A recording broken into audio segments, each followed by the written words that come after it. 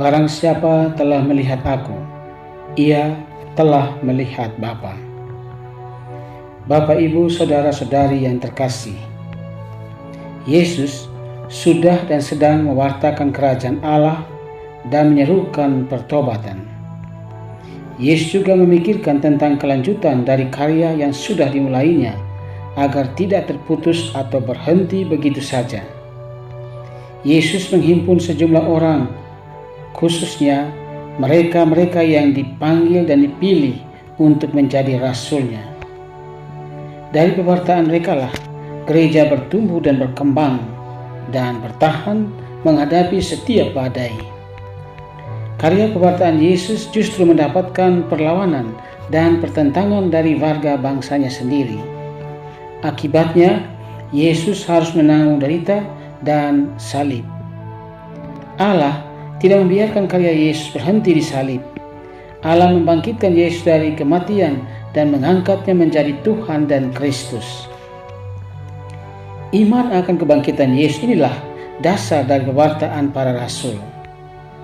Saudara-saudari, dari bacaan pertama hari ini kita baca dan dengar tentang pengajaran dan penjelasan Rasul Paulus kepada jemaat di Antiokhia.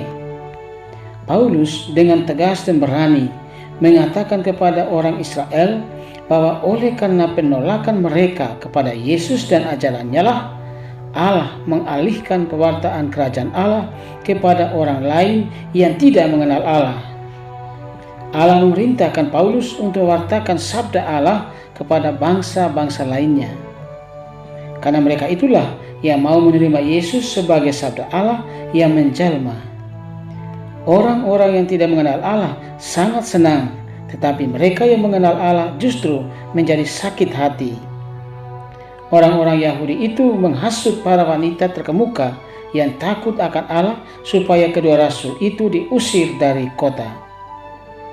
Paulus dan Barnabas meninggalkan Antiokhia sambil mengebaskan debu di kaki mereka sebagai tanda peringatan, lalu pergi ke Ikonium.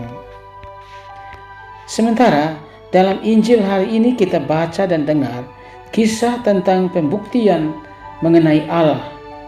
Hal itu bermula dari permintaan Filipus kepada Yesus agar menunjukkan Bapa kepada mereka. Yesus sedih dan heran akan sikap para muridnya.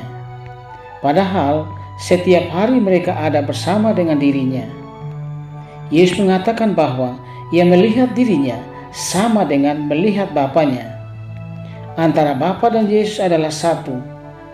Tidak ada pemisahan sedikit pun antara Yesus dengan Bapa. Ketidakmampuan melihat Allah dalam diri Yesus inilah yang menjadi penyebab orang-orang Yahudi menolak Yesus. Sikap seperti ini hampir saja mempengaruhi Filipus dan kawan-kawannya.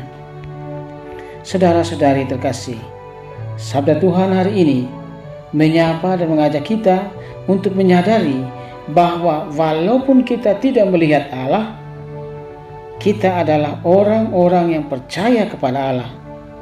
Kita percaya bahwa Allah sudah dan sedang hadir dalam diri Yesus dari Nazaret. Seluruh sifat Allah seperti Maha Kuasa, Maha Rahim itu ada pada diri Yesus. Dalam diri Yesus ada Allah yang hidup, Allah yang berkarya, dan Allah yang berkata-kata atau bersabda. Saudara-saudari, untuk lebih mengenal Allah yang pernah hadir dalam sejarah hidup manusia 2000-an tahun silam, bagi kita zaman ini adalah dengan sesering mungkin membuka, membaca, merenungkan, dan mendengarkan sabda Tuhan yang ada dalam kitab suci. Membaca buku-buku rohani, membaca kisah orang-orang kudus, sesering mungkin merayakan Ekaristi, dan tidak lupa berdoa baik secara pribadi pun bersama. Inilah model usaha dan cara kita mengenal Allah. Allah yang menjelma dalam diri Yesus itu akan hadir lebih nyata lagi dalam diri sesama kita yang membutuhkan kasih, perhatian, dan pertolongan kita. Kekuatan doa, baca kitab suci, Ekaristi akan memiliki daya sengatnya jika kita jalmakan dalam hidup harian kita bersama sesama kita. Semoga kita bisa. Tuhan memberkatimu semua. Amin.